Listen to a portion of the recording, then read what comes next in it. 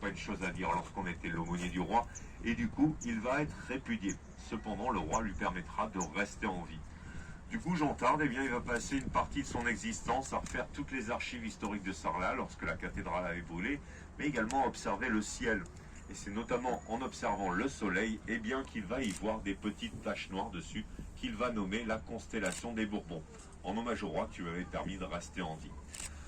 Alors par la suite, il va devoir démentir un peu sur cette trouvaille. Et en fait, c'est seulement dans les années 90, grâce au télescope Hubble, que ça va être officiel pour cette constellation des Bourbons, qui aujourd'hui porte le même nom.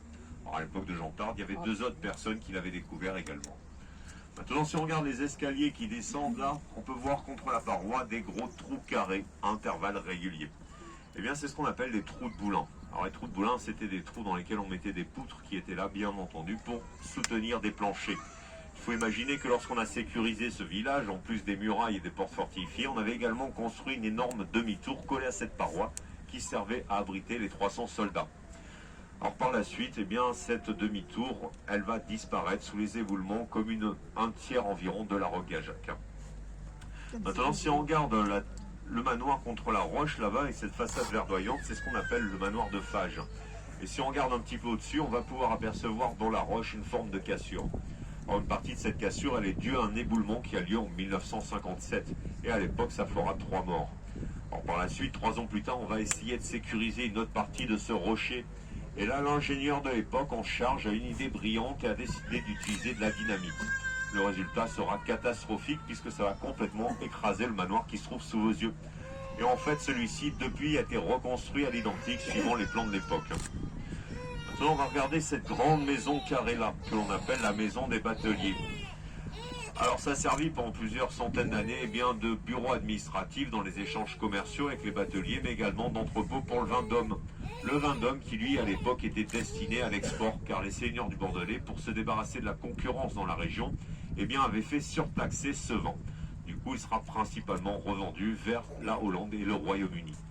Alors par la suite, ce vin, comme bien d'autres, il va disparaître avec l'arrivée du phylloxéra. Il a été remis au goût du jour il y a environ 35 ans de ça maintenant. Alors attention, si vous achetez des bouteilles, faites-les vieillir un petit peu quand même, parce que quand on n'a pas l'habitude du Malbec du coin et qu'il est bien jeune, au premier verre, on va cligner de l'œil, au deuxième, faire des rictus, au troisième, on ressemble à un épileptique, mais c'est des symptômes qui vont disparaître après 3-4 bouteilles, je vous le promets. Et maintenant, on va regarder ce château-là, ce qu'on appelle le château de la Malarterie. Alors, contrairement à ce qu'on pourrait penser, il n'est pas très vieux et sa construction avait débuté en 1906 à la demande du comte de Saint-Aulaire, qui était l'ambassadeur de France au Royaume-Uni. Alors, en langage architectural, c'est ce qu'on appelle une folie, c'est-à-dire un mélange de styles. Sur l'arrière, on pourra apprécier une chapelle de style néo-gothique qui va rappeler le 18e. Les parties carrées et leurs fenêtres à meneaux vont rappeler le 14e. Et enfin, nous avons ces tours dites en poivrière qui, elles, rappelleront le XIIIe siècle. Alors ce château, aujourd'hui, il appartient toujours à la même famille et fait partie des 1500 châteaux et manoirs privés qui se trouvent en Dordogne. Et il est également disponible à la location.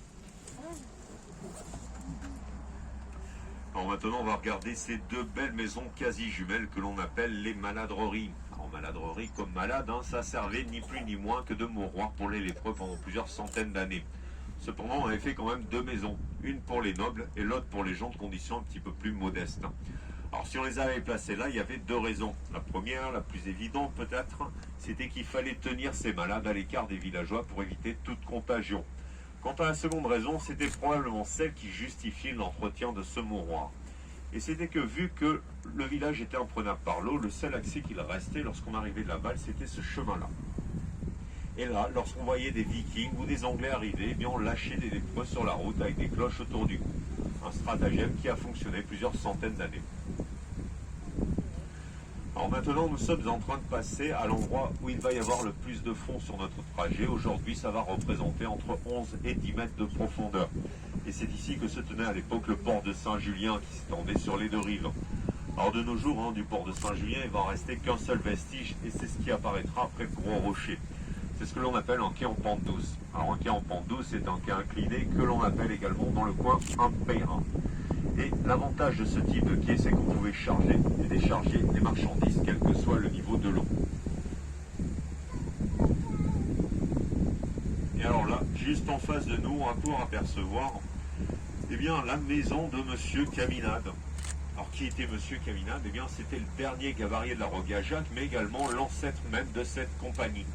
Alors, on nous dit qu'il y est né, qu'il y est mort. Ce qui est plus certain, par contre, c'est qu'au milieu, il en avait fait une taverne très populaire dans la région qui avait su trouver les moyens de s'attirer tous les hommes infidèles du coin. Et maintenant, tout en haut, on va pouvoir apercevoir le kiosque du château et des jardins de Marquessac. Alors, les jardins de Marquessac, c'est une superbe visite. Et si vous choisissez de la faire, eh bien, prenez votre temps. Ça prend bien, si on le fait correctement, 2 heures à 2h30. Et surtout, si vous le faites, n'oubliez pas d'essayer d'arriver à ce point de vue. Là-haut, à 132 mètres de hauteur par rapport au niveau de la route, vous allez avoir une vue superbe sur la vallée. Alors maintenant, eh bien, je vais un petit peu laisser la parole à Monsieur Caminade, l'ancêtre de cette compagnie. Non, c'est pas lui qui parle, il est mort depuis belle lurette, mais c'est basé sur ses écrits. Mon histoire est celle de milliers d'hommes avant moi, qui toute leur vie ont remonté et descendu la Dordogne, entre Souillac et Libourg. Déjà, la batellerie gauloise était prospère et jouait un très grand rôle dans le commerce régional. Les bateaux reliaient alors les riches terres du Bergeracois, les rudes domaines calcaires du Sarradet et du Quercy, les terroirs montagneux de Corrèze et du Cantal en amont, à l'océan vers la mer. On transportait toutes sortes de choses sur le canal. On descendait des grands de chêne destinés à la fabrication des tonneaux et des barriques, des bordelais, les cours, les châtaignes, des fromages, des noix, de la pierre, des souricières, des marteaux, réputés en Bordeaux. Ils partaient de Bordeaux sur des navires commerciaux. Bordeaux le boycottait par peur de la concurrence, et de ce fait, les Français ne connaissaient pas. On remontait de l'océan du sein de l'Atlantique, et des produits allemands des fleuves. La Dordogne est donc capricieuse. Elle n'est vraiment navigable que 150 jours par an, Souillac de Avant, on disait alors qu'elle était marchande. Sur la haute Dordogne, c'était plus. Cependant, l'été, l'eau est si basse qu'on risquait notre vie en se heurtant aux rochers. Mais l'hiver, pendant les crues, la rivière devenait alors un vrai torrent de spectacle. Il n'y avait guère qu'un blanc ou deux qui était réellement possible de naviguer en toute sécurité.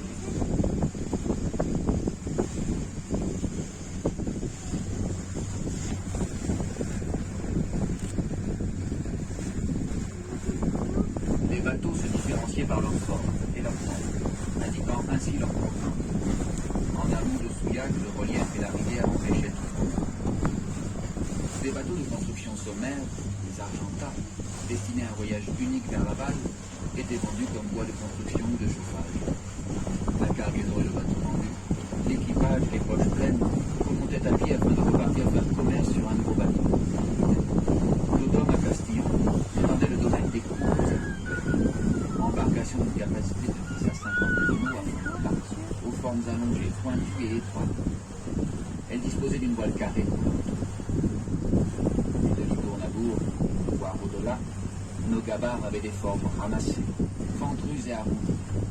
Contrairement aux bateaux qui circulaient en amont, ces gabarres avaient une quille, une cabine pour l'équipage et une belle voile.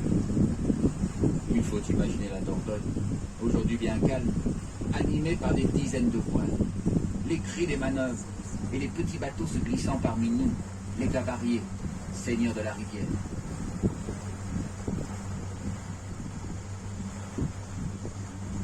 Petit à petit, la modernité a dévoré la batellerie.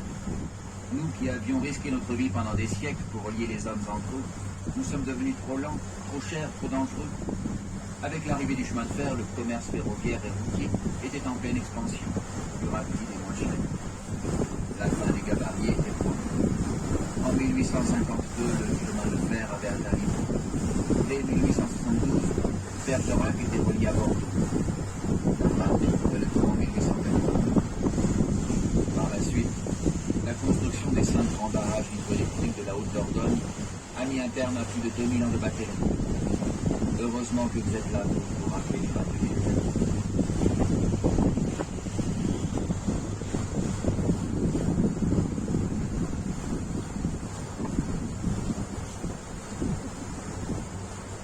Alors aujourd'hui, nous nous trouvons au milieu d'une zone classée au patrimoine de l'UNESCO qui va s'étendre sur près de 27 000 km².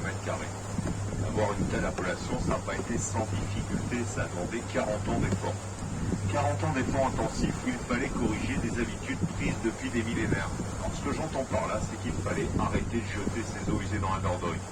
Et ça, depuis toujours, eh bien, tout le monde le faisait. C'était naturel, que ce soit le particulier, mais également les communes, et même les entreprises longeant la Dordogne. Alors oui, certains l'ont mal pris, certains ont pris ça pour une injustice, une persécution. Eh bien, c'est pas grave, car aujourd'hui, le résultat, il est là. Grâce à ces 40 ans d'efforts, on a un des cours d'eau les plus purs en Europe. Et c'est grâce à la qualité de cette eau qu'aujourd'hui, on peut dénombrer 34 espèces de poissons dans la Dordogne.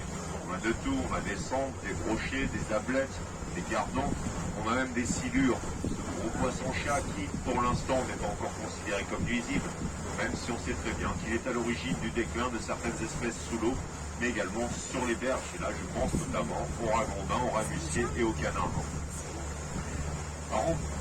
D'ailleurs, il y en a un qui a été pris à l'entrée de la Rocajac il y a 2 mois et demi de ça, qui faisait 2,20 m pour 70 kg. Et c'est même pas le plus gros qui était pris dans la Dordogne. Alors en termes de biodiversité, aujourd'hui, eh bien, on a tous ces arbres-là. Sur cette berge, de ce côté-ci, eh bien, il n'y avait rien à l'époque du Moyen-Âge, car au Moyen-Âge, c'était les chemins de halage. Alors le halage, c'était lorsqu'on remontait des gabarres à contre-courant, moyen des hommes qui tiraient sur des cordes. On les appelait les fiers abras. Et là, bien entendu, qu'il ne fallait que rien n'y pousse. Il ne fallait absolument aucun obstacle à cette remontée. C'était d'ailleurs une obligation pour le seigneur des terres de s'assurer de l'entretien de ces rives. Et aujourd'hui, eh bien, pour favoriser cette biodiversité, on y laisse tout pousser. On pourra y voir eh bien, quelques peupliers, on pourra y voir également cette couleur argentée. Ce sont des sols, c'est grâce à cet arbre-là, enfin du moins grâce à ces écorces, qu'à une certaine époque, on pouvait fabriquer de l'aspirine. On va y retrouver aussi des figuiers, des noisetiers, quelques noyers. Et on va également retrouver l'érable Megundo. Alors l'érable Megundo, c'est cette couleur très verte que nous pouvons voir là. Cet arbre-là, aujourd'hui, il est considéré comme nuisible. Alors il a été importé d'Amérique du Nord pour faire arbre d'ornement dans les jardins en Europe et il se fait très bien dans toute l'Europe, si bien qu'il est en train de coloniser toutes nos rives. Ces racines très envahissantes ont tendance à étouffer les autres espèces se trouvant autour. Alors il poussera très bien de ce côté-là parce que nous avons un sol argileux. Par contre, si on tourne la tête et qu'on regarde au niveau calcaire, il n'y en aura pas un. Alors en termes de biodiversité, c'est très riche en oiseaux, la Dordogne. Si on regarde un petit peu au-dessus, on pourra voir quelques nids de hérons. Voilà, on peut en voir là-bas. On va avoir des milans noirs, un rapace originaire d'Afrique qui est parti depuis une semaine. Maintenant, il était dans le nord de l'Europe pour se reproduire. On va y voir des busards, on peut avoir des grands-ducs. Et on aura également des martins pêcheurs.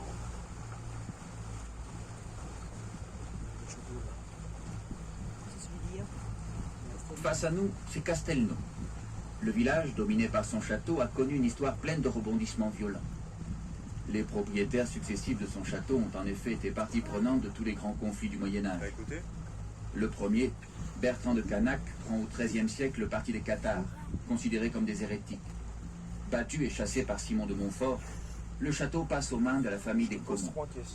Durant la guerre de 100 ans, entre Anglais et Français, le château passe 7 fois aux mains des Anglais.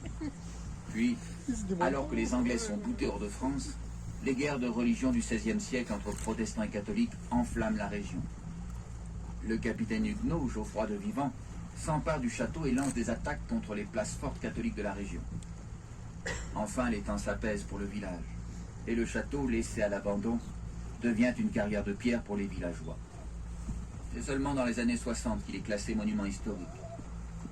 Restauré depuis, c'est aujourd'hui le château le plus visité du Grand Sud-Ouest, appelé aussi Occitanie.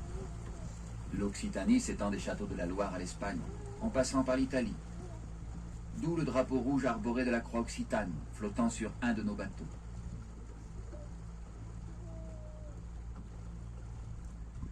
Alors si ce château-là vaut le coup d'être visité pour ses murs, c'est peut-être pas son principal intérêt, ça va dépendre des goûts en fait, car ce château comprend également la seconde collection d'armes de jet la plus importante en Europe. Et tout y a été reconstruit par rapport au plan de l'époque. Donc si on est intéressé par ce type de choses, cette visite devient absolument fabuleuse et je la recommande vivement. D'ailleurs on peut voir du côté droit du château 3 trébuchets. Alors je sais bien qu'on les a posés là comme s'ils allaient défendre le château, mais non, ce n'était pas le cas. Un trébuchet, ça va demander 4 à 5 essais pour trouver le bon réglage. C'était donc à utiliser sur des points fixes, et non pas pour se défendre contre des troupes qui avançaient. Par contre, contre, lorsqu'on avait des bons réglages avec ça, bien c'est des boulets de 100 kg qui pouvaient être lancés et qui sans problème pouvaient traverser une muraille. Maintenant, si on regarde du côté gauche du château, on va pouvoir apercevoir une tour. Une tour dont la construction ne semblerait pas terminée. Eh bien, c'est le cas. Alors, ce qui s'est passé, c'est que lors des seconds travaux de rénovation, il y avait une visite des architectes du patrimoine qui avait découvert qu'on avait mis une fenêtre à meneaux sur une tour de château fort. Alors, normalement, c'était des meurtrières et du coup, ça a fortement déplu. Et du coup, du jour au lendemain, on a coupé les budgets et du jour au lendemain, tout s'est arrêté. Maintenant, ça fait quand même plus de 30 ans que c'est comme ça. Et je vous avoue que dans la région, on s'est tous beaucoup habitués à cela. On n'a plus trop envie de le changer, surtout qu'il faudrait changer par la même occasion toutes nos cartes postales. Alors juste en face de nous, on a un pont de type Napoléon III. C'est un design très commun qu'on retrouve dans toute la France et c'est grâce à ce type de pont qu'on a pu développer le commerce, que ce soit par le domaine ferroviaire ou routier. Excusez-moi. Alors on ne pourra pas passer sous ce pont par arrêté préfectoral et aujourd'hui la raison elle est encore un petit peu dure à deviner, mais dès qu'on aura perdu une quinzaine de centimètres d'eau, on pourra s'apercevoir que seules les deux arches du côté droit vont être praticables à la navigation.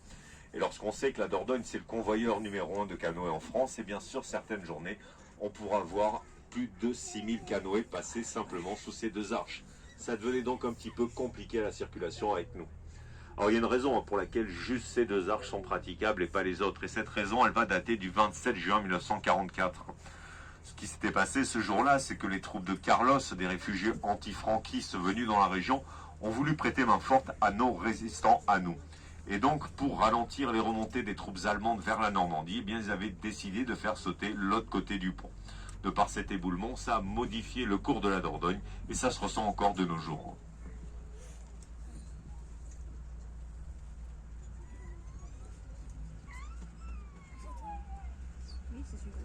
Ça s'appelle comment? Fais chauffer le balai. Hein.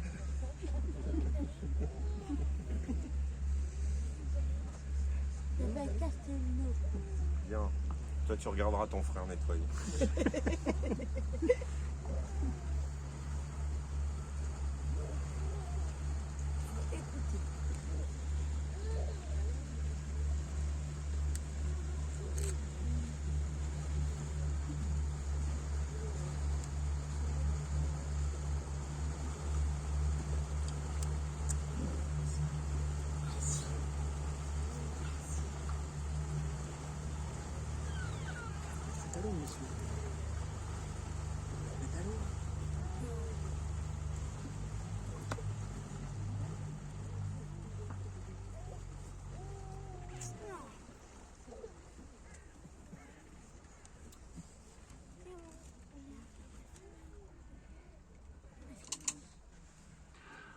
Alors du coup, de ce côté-ci, maintenant, on va pouvoir apercevoir les restes d'un pont de halage. Et celui-ci date du XIIIe siècle.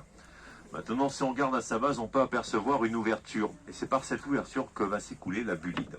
Alors la Bulide, eh bien, c'est une source d'eau naturelle qui encore de nos jours va fournir 2 communes avoisinantes en eau potable. Alors la Bulide en occitan, ça voulait dire la bouillonnante. Là, on ne va pas parler de température, ça reste toujours aux alentours de 13 degrés. Quand on parle de bouillonnement, c'est plutôt du remous qui est fait sous l'eau qui est évoqué. Et donc, il faut imaginer qu'au Moyen-Âge, devant cette ouverture, il y avait une grille. Et lorsqu'il faisait bien chaud, les belles journées d'été, eh bien, on l'a soulevé, cette grille. Et là, l'eau fraîche de la Bulide, eh bien, l'attirait les truites et les saumons qui étaient à la recherche d'une eau fraîche et oxygénée. Et donc, il suffisait simplement d'attendre la fin de la journée, redescendre cette grille, et il n'y avait plus qu'à se servir à la main. Alors aujourd'hui, ça fonctionnerait encore, mais aujourd'hui, on appellerait ça du braconnage.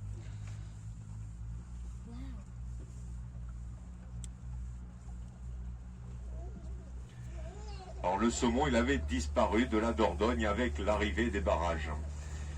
Et il ne pouvait plus remonter, c'était forcé. Donc on a réessayé de réintroduire il y a un peu plus de 35 ans de cela maintenant. Au départ, on l'a fait par nous-mêmes, on s'y est très mal pris, notamment sur le type de saumon choisi, dont la plupart partaient dans le mauvais sens.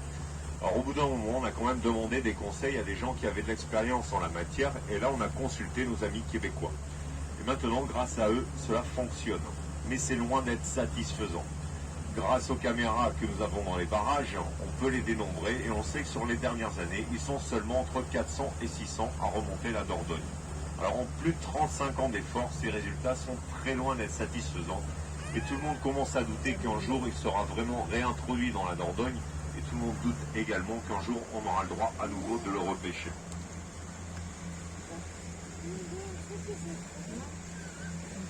Alors juste en face, on va pouvoir apercevoir que la Dordogne se sépare en deux. Et du côté gauche de la Dordogne, c'est ce qu'on appelle un bras mort. Alors un bras mort dans le coin, on appelle ça également une couane. Vous en trouverez sur la Dordogne tous les 7 à 10 km et ça peut être soit naturel, soit fait par l'être humain. Et l'intérêt de les fabriquer ou de les préserver, c'est de favoriser la reproduction des poissons. Du fait qu'il n'y ait que très peu de courant à l'intérieur, c'est un endroit que les poissons iront choisir naturellement pour aller frayer leurs œufs.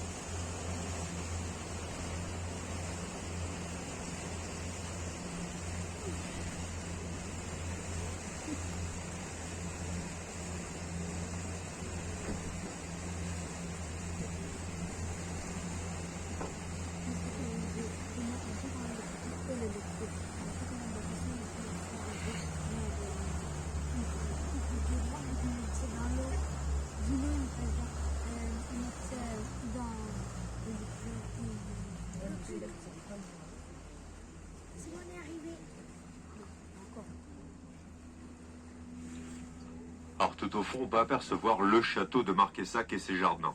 Donc construit à la demande de Bertrand de Vernet de Marquessac au XVe siècle, ce personnage avait été un petit moment l'ambassadeur de France en Italie, mais c'était également le conseiller du roi sur Sarlat. Et donc il va demander au roi de lui trouver quelqu'un pour faire ses jardins.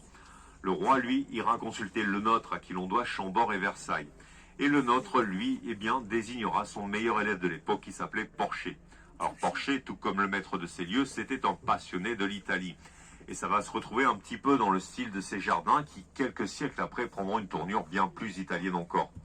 Alors le style de l'Italie, on peut également le voir de par ce campanile à gauche du château et de par ces arbres qui vont nous cacher sa toiture. Alors la toiture de ce château, elle est très lourde et on estime son poids à près de 500 tonnes.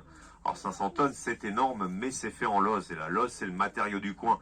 C'est ce qui a défini aussi notre style architectural, c'est-à-dire des toits très pentus. Si les toits sont aussi pentus dans la région, c'était avant tout pour soutenir le poids énorme que la l'os représente. Il faut bien compter au minimum du 500 kg au mètre carré. Et sur certains types de toitures, on pourra parfois atteindre les 1500. C'est également très cher de nos jours, c'est aux alentours de 1000 € du mètre carré. Et c'est pour ça que sur grand nombre de rénovations dans le coin, on peut observer maintenant les toitures avec le premier mètre fait en l'os et le reste en tuiles. C'est simplement à cause de son coût.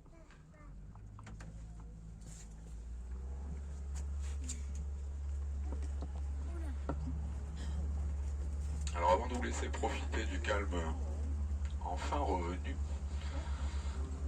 de la remontée, on va s'approcher d'une petite particularité géologique sur notre droite. On va faire un petit voyage dans le temps aussi. En fait, ce que vous avez pu prendre pour un mur en descendant est une strate de calcaire qui s'est constituée il y a 300 millions d'années, à une période où le bassin d'Aquitaine en fait est une immense lagune recouverte par de l'eau salée et on est sous un climat tropical. En gros, on doit se situer au large du golfe de Gambie ou pas loin de la Mauritanie. Et donc au fond de cette lagune vont vivre et mourir de nombreuses espèces animales et notamment des mollusques à coquilles sous toutes leurs formes et des coquillages. Alors quand ils meurent, les coquilles tombent au fond de la lagune, se désagrègent et vont former une boue à base de carbonate de calcium, de calcaire. Une période glaciaire va survenir. Le niveau des océans va baisser de plus de 150 mètres, le niveau mondial des océans. Tout simplement parce qu'on a une épaisse couche de glace qui va se créer au niveau de l'hémisphère nord de plus de 3 km d'épaisseur. Bon, il nous en reste très peu de ça. C'est le Groenland par exemple, qui est en train de fondre. Alors forcément, durant cette période glaciaire, il y a très peu de précipitations, donc c'est le vent qui va amener des poussières qui vont se déposer. Une période interglaciaire revient, les glaces fondent, le niveau des océans remonte, la lagune se remet en eau.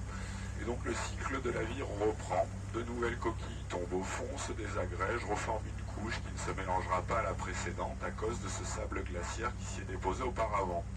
Alors tout ça va durer pas loin de 230 millions d'années. Et nous arrivons à il y a 70 millions d'années, quand la plaque continentale africaine va heurter la plaque continentale européenne. Ça va avoir pour conséquence d'une part l'émergence des Pyrénées, d'autre part et des Alpes, et d'autre part de propulser le bassin d'Aquitaine à l'altitude où nous nous trouvons aujourd'hui. C'est ce qui va donner toutes les jolies collines qui nous entourent, et tout le relief qui nous entoure, et le fait aussi que nous sommes à 67 mètres d'altitude.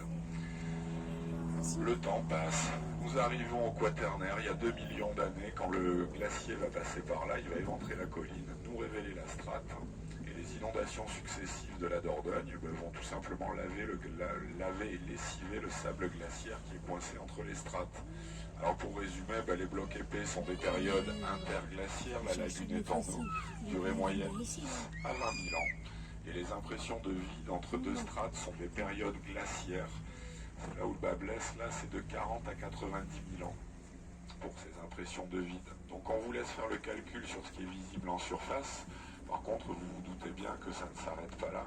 La strate fait plus d'une centaine de mètres d'épaisseur, elle compose tout le socle du bassin aquitain. On va même la retrouver jusque dans le Quercy, jusqu'au niveau des contreforts des monts du Rouergue. Alors si on voulait parler de l'arrivée de l'être humain dans cette belle vallée, même sous sa forme pré-néandertalienne, on aurait du mal à rivaliser avec la hauteur d'un petit champignon posé sur la mousse, on vient à peine d'arriver. On peut voir aussi le résultat de cette poussée de la plaque africaine sur la plaque européenne.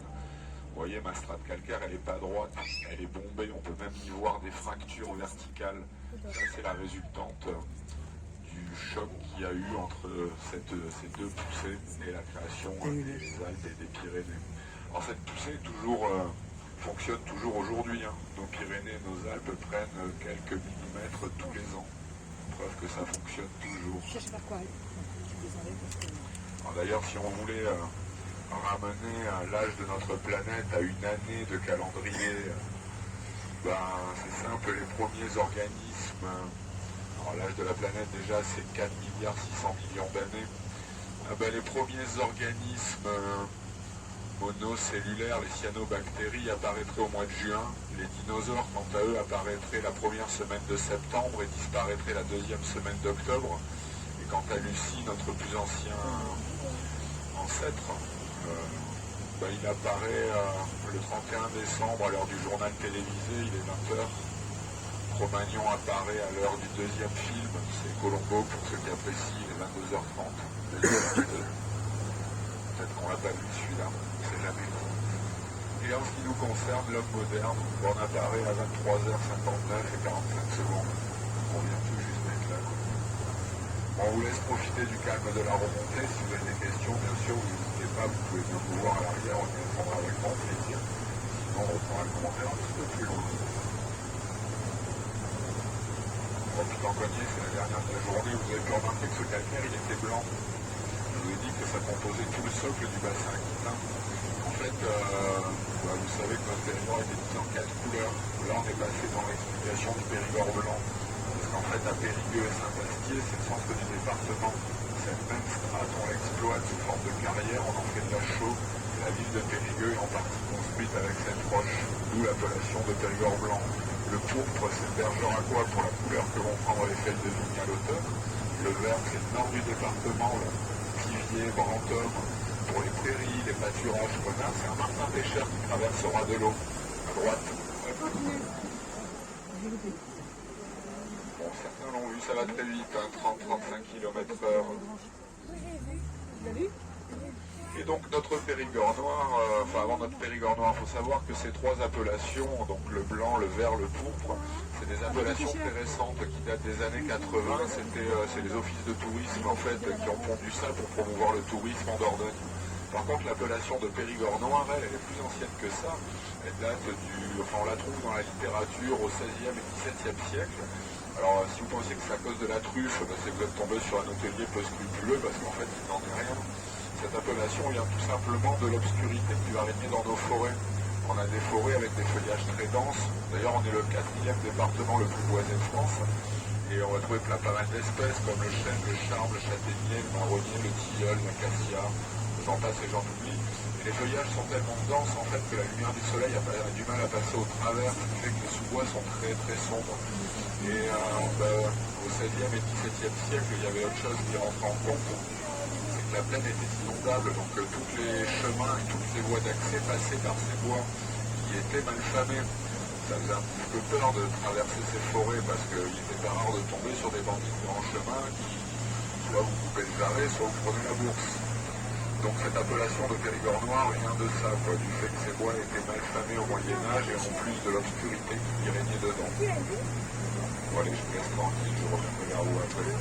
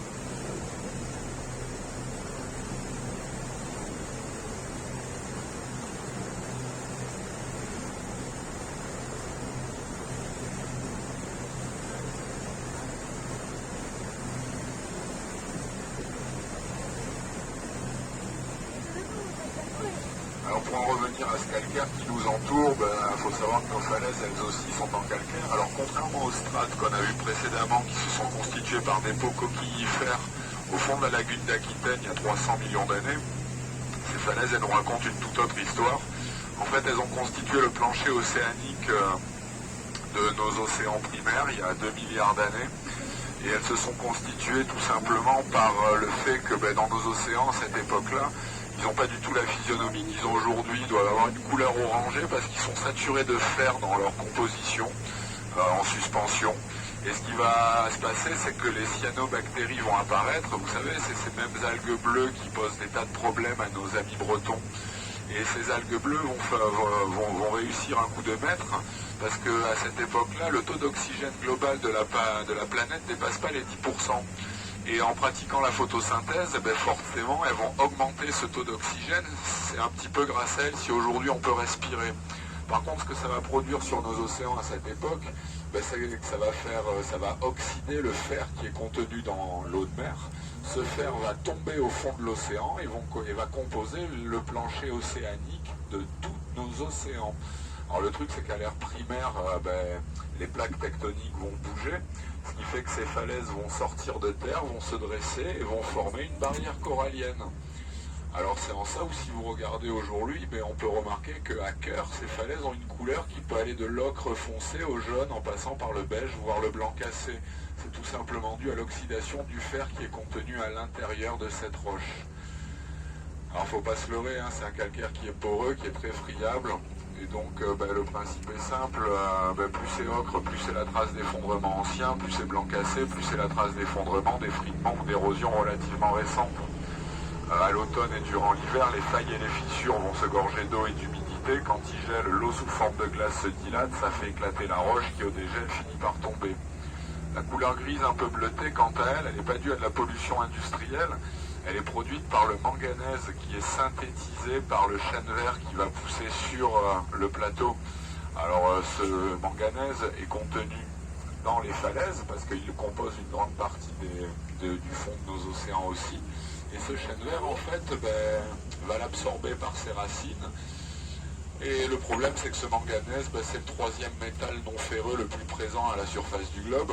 C'est toxique au même titre que le plomb. Et donc l'arbre va gentiment s'intoxiquer à la longue. Il va s'intoxiquer, ce qui va mourir. Il va rentrer en décomposition. Et quand il pleut, forcément, par ruissellement, le manganèse redégouline sur la paroi et la teinte ainsi. Alors d'ailleurs, si vous regardez bien ce panel de couleurs, si vous avez visité nos grottes qui sont peintes, en fait on a exactement les mêmes couleurs au fond de nos grottes, ces couleurs qu'utilisait Cro-Magnon pour peindre à Lascaux par exemple. Sauf qu'on va trouver deux couleurs en plus, on va trouver du rouge et on va trouver du violet. Et en fait c'est simple, pour obtenir le rouge il suffit juste de faire chauffer l'ocre. Et pour obtenir le violet, il faut faire chauffer le rouge. Alors je vous parlais de barrière corallienne. Si vous regardez au-dessus de la maison avec les volets bleus, une dizaine de mètres au-dessus, au ras des filets métalliques qui sécurisent la falaise, et des chevilles en métal qui font 8 à 10 mètres de long, c'est les carrés qu'on peut apercevoir. On a le plus gros fossile de la vallée, il fait la taille d'une voiture. Vous le voyez, on dirait une vieille éponge qu'on a laissée pourrir à côté d'un évier. Juste au-dessus de la maison avec les volets bleus, 10 mètres au-dessus. Là, c'est un récif corallien fossilisé qui atteste du fait que ces falaises ont bel et bien baigné dans une eau peu profonde, salée, sous un climat tropical. Donc la dernière fois que c'est arrivé, c'était il y a 350 millions d'années, quand on était au large de la Gambie. Parce que notre France a dérivé depuis 900 millions d'années. En gros, elle était à côté de l'Antarctique à cette époque-là, et aujourd'hui, nous sommes là où nous sommes. Alors si vous avez visité le musée de la préhistoire aux Aïsy, en vitrine ils ont de très jolies petites dents de requin percées que Cro-Magnon portait en pendentif. Donc déjà à cette époque-là, Cro-Magnon cherchait les fossiles. Donc voilà. Bon, comme tu veux. Bon, vas-y. Bon, ok, j'y vais. Donc de retour au village, on a vu au départ de notre visite que ces évêques de Sarlat en fait, avait exempté le village de toute forme de taxes, de charges et d'impôts en remerciement de la protection que le village leur avait apportée. La problématique, c'est qu'à l'avènement de Louis XIV, cet homme-là va réclamer les 700 ans de taxes non perçues. Ça s'appelle un redressement fiscal en bonne et due forme. Alors les évêques de Sarlat, pour s'acquitter de la dette, n'auront d'autre solution que de faire démanteler 14 des 17 portes fortifiées ainsi que le double rempart aveugle pour revendre le tout comme matériau de construction. La pierre de taille à cette période-là se vendait très bien dans la vallée. Il y avait beaucoup de châteaux en construction. Alors pourquoi que 14 portes et pas les 17 ? Parce qu'en fait, chez les 3 portes restantes, il y en avait 2 qui étaient privées, le manoir de Fage et le manoir de Tarbes. Et la troisième, elle appartenait à l'église. Elle était adossée à l'église du village. Alors on a vu au départ de notre visite aussi que cette Dordogne tirait son nom du Celte, des Gaulois, d'Ouroudunia, les eaux imprévisibles. Une petite inondation à la Roque-à-Jacques, c'est 4 à 5 fois par an, ça s'arrête à la moitié, voire aux 3/4 du mur qui soutient la route. Le 14 juillet d'ailleurs, on n'en était pas loin cette année. Tous les ans, tous les 2 ans, on verra l'eau monter sur les parkings où vous êtes garés, ainsi que dans la billetterie où vous avez pris vos tickets. Jusque-là, rien d'alarmant parce que la route est toujours ouverte, elle est un petit peu plus haute que le parking. Par contre, tous les 5 à 10 ans, c'était le cas sur les 2 dernières années aussi, on peut avoir entre 50 cm et un bon mètre 50 d'eau sur la route. C'est pour ça que si vous regardez bien, à la Roque-à-Jacques, il n'y a aucune habitation au rez-de-chaussée, ce ne sont que des garages ou des magasins saisonniers, qui bien entendu seront vidés chaque automne, en prévision et prévention d'une éventuelle crue. Alors il faut savoir quand même que les rares habitants du bourg, ils sont pas bêtes, hein. Ils habitent au premier étage des maisons, ils disposent d'une petite porte sur l'arrière leur permettant de rentrer chez eux sans se mouiller les pieds quand la route n'est plus praticable. On est bien loin du scénario catastrophe proposé par le documentaire du journal télévisé de TF1 cet hiver sur les inondations à la Roque-à-Jacques. Nous, ça nous a bien fait rire quand même. La dernière crue centenale, quant à elle a pas fait rire, c'était avant la création des barrages. En 1866, l'eau est montée de plus de 45 cm au-dessus des parquets des premiers étages, obligeant les villageois à les dégonder pour ne pas que la pression de l'eau ne fasse exploser les murs. Et par contre, on peut avoir des crues en plein été. C'est beaucoup plus rare, je vous l'accorde, mais c'est arrivé la 2e semaine de juillet en 2001, où on a eu un problème avec la centrale thermonucléaire du Blayais en Gironde. Par manque d'eau, les réacteurs surchauffaient. Donc 3 barrages en amont ont été mandatés pour lâcher de l'eau.